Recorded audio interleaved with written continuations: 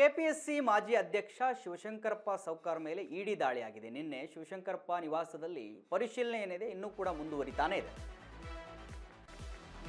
KPSC ಮಾಜಿ ಅಧ್ಯಕ್ಷ ಶಿವಶಂಕರಪ್ಪ ಮೇಲೆ ಇಡಿ ದಾಳಿ ಕೇಸ್ ಇದೆಯಲ್ಲ, ಅದಕ್ಕೆ ಸಂಬಂಧಪಟ್ಟ ಹಾಗೆ ಶಿವಶಂಕರಪ್ಪ ಸೌಕಾರ್ ನಿವಾಸದಲ್ಲಿ ಪರಿಶೀಲನೆ ಮುಂದುವರೆದಿದೆ. ಸತತ 22 ಗಂಟೆಗಳಿಂದ ನಡೀತಾನೆ ಇದೆ ಇಡಿ ಪರಿಶೀಲನೆ. ಡಾಲರ್ಸ್ ಕಾಲೋನಿಯ ಫ್ಲಾಟ್ನಲ್ಲಿ ದಾಖಲೆಯ ಪರಿಶೀಲನೆ ಮಾಡ್ತಾ ಇದ್ದಾರೆ. ತಡರಾತ್ರಿಯವರೆಗೂ ಇಡಿ ಅಧಿಕಾರಿಗಳಿಂದ ಶೋಧ ನಡೀತಾ ಇದೆ, ಶೋಧ ಕಾರ್ಯಾಚರಣೆ. ಬಳಿಕ ಮನೆಯಲ್ಲೇ ಉಳಿದುಕೊಂಡಿದ್ದಾರೆ ಇಡಿ ಅಧಿಕಾರಿಗಳು. ಶಿವಶಂಕರಪ್ಪ ಮೊಬೈಲ್ ವಶಕ್ಕೆ ಪಡೆದಿದ್ದಾರೆ ಇಡಿ ಅಧಿಕಾರಿಗಳು. ಇಂದು ಬೆಳಗ್ಗೆಯೂ ಕೆಲ ದಾಖಲೆಗಳನ್ನು ಪರಿಶೀಲಿಸಿದ್ದಾರೆ ಇಡಿ ಅಧಿಕಾರಿಗಳು. ಎಸ್ ವೀಕ್ಷಕರೇ, ಶಿವಶಂಕರಪ್ಪ ಸೌಕಾರ್ ಕೆಪಿಎಸ್ಸಿ ಮಾಜಿ ಅಧ್ಯಕ್ಷ ಅವರ ಮಗಳ ವಿಚಾರದಲ್ಲಿ ಆರ್ಥಿಕ ಆದಾಯವನ್ನ ಕಡಿಮೆ ತೋರಿಸಿ ಥರ್ಡ್ ಬಿಯನ್ನು ಏನು ಆ ಒಂದು ದಾಖಲೆಯನ್ನು ಪಡೆದುಕೊಳ್ಳೋದಕ್ಕೆ ಅವರು ಹೊರಟಿದ್ರು.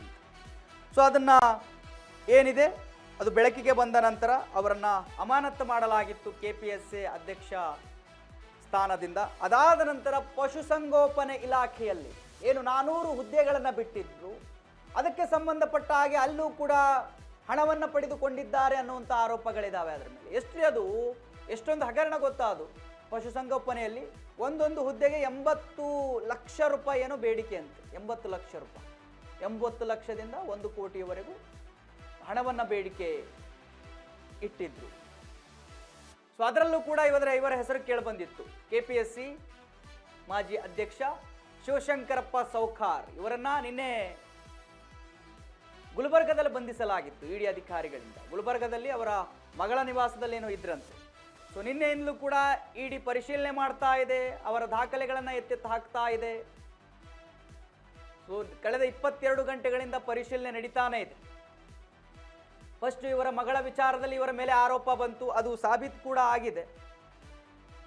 ಅಂದ್ರೆ ಅದು ನ್ಯಾಯಾಲಯದಲ್ಲಿದೆ, ಬಟ್ ಅದು ನಿಜವಾಗಲೂ ಕೂಡ ಹೌದು ಅಂತ ಹೇಳಿ ಅವರ ಮಗಳು ಒಂದು ಹುದ್ದೆಯನ್ನು ಪಡೆದುಕೊಳ್ಳೋದಕ್ಕೆ ಥರ್ಡ್ ಬಿ ಮೀಸಲಾತಿ ಏನಿದೆಯಲ್ಲ, ಥರ್ಡ್ ಬಿ ಮೀಸಲಾತಿಗೆ ಅವರು 40,000 ರೂಪಾಯಿ ಆದಾಯವನ್ನು ತೋರಿಸಿ ಆದಾಯ ಪ್ರಮಾಣ ಪತ್ರವನ್ನು ಪಡೆದುಕೊಳ್ಳೋದಕ್ಕೆ, ಅಂದರೆ ಕಡಿಮೆ ಆದಾಯ ಇದೆ ಅಂತ ತೋರಿಸಿ ಅದರಲ್ಲಿ ಸಿಲ್ಕಾಕೊಂಡಿದ್ದು.